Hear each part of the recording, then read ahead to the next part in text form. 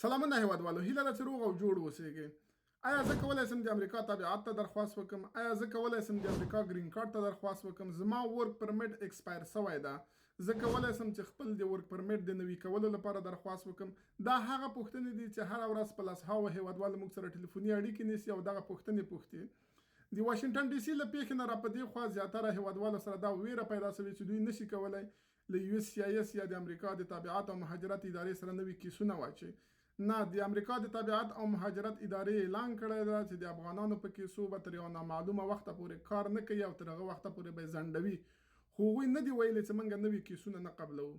که چیرته تاسو د هر بینفټ لپاره واجد شرایط یاستئ نو تاسو کولی شئ چې له یو اس سی آی اس سره خپل اپلیکیشنونه فایل کړئ.